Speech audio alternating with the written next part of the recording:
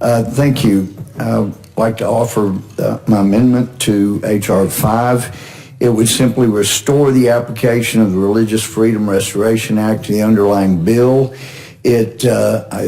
Last we checked, it was the only bipartisan amendment being offered, has 20 co-sponsors, and it is the amendment that I offered in the full committee.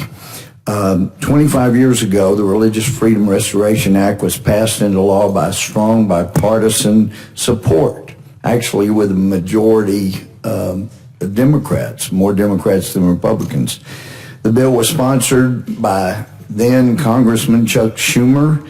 Other original co-sponsors included current Judiciary Chairman Nadler, current Speaker Pelosi, current Majority Leader Hoyer. When speaking in favor of the Religious Freedom Restoration Act, Speaker Pelosi said, quote, "Religious freedom is one of the founding principles of this nation, and this legislation is important because it protects individual religious freedoms from unnecessary government interference."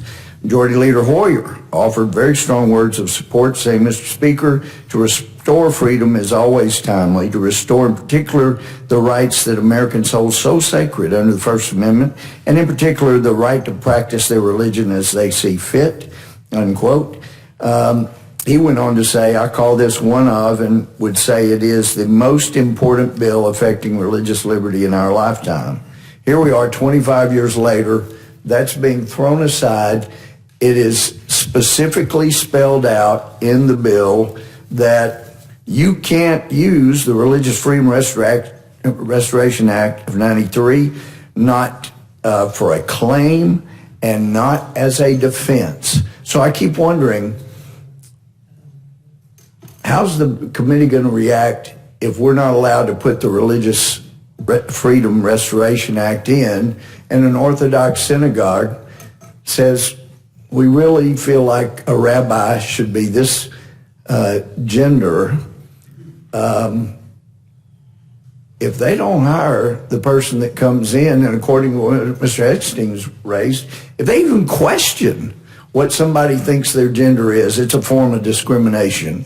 So this is not an advancement of civil rights. It was like was said earlier, this is really a step backwards. It knocks out the religious freedom that was the first part of the First Amendment.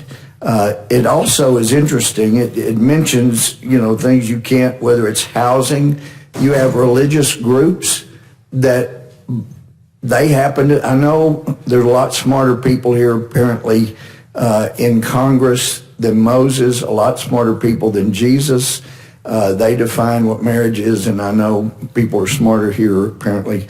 But if you happen to have religious convictions that Moses was smarter on these issues, and you try to utilize his teaching and actually his rules, then you're headed for trouble, because there's no religious exemption here, no matter what the religion is. It just needs to be restored. But it's interesting, even in the bill itself, it talks about the term gender identity means gender-related identity, appearance, mannerism, other gender-related characteristics. Well, how can there be gender-related characteristics? It would seem to me that if you even think there are gender-related characteristics, then you're a bigot and you're going to end up getting in trouble under the rest of this law, especially if you have religious convictions about it. So this would restore that by eliminating the exception, because let's face it, this will be the first of 1,000 cuts that destroys religious liberty. In 1993, the Democratic majority did a great thing by putting RFRA in, and this body will be making a terrible mistake, even if the Senate doesn't take it up, by failing to leave that exemption there. When my friend Chairman Nadler said there was nobody had any objections other than transgender. Well, this was one of the big objections that we had. And when the comment was made, no documented problem in women's sports, it is well documented. And it's amazing to me, the minority had people who seemed to identify with the majority politically, but they're coming in and going, we fought for religion, for our women's rights, and now you're taking them away. And there was an amazing poster that lady said, I was one of the very first people to benefit from Title IX, got a scholarship, athletic scholarship to Villanova, and I couldn't get it today. And she had a poster that showed 3 red dots. Those were the fastest times women had in the 2016 Olympics in the 400 meter. And then there were thousands of blue dots. And she said, those are people, many of those are second-tier men's athletes.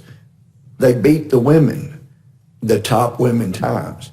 This is a huge problem, but especially if you're going to take away religious rights with this. And I mean, it may be smarter for us politically to just let you do it, but it's not the right thing to do. We have to speak up, and I hope, because this is bipartisan, it does have many co-sponsors to the amendment, that you will at least allow a majority to rule on religious freedoms before we take them away.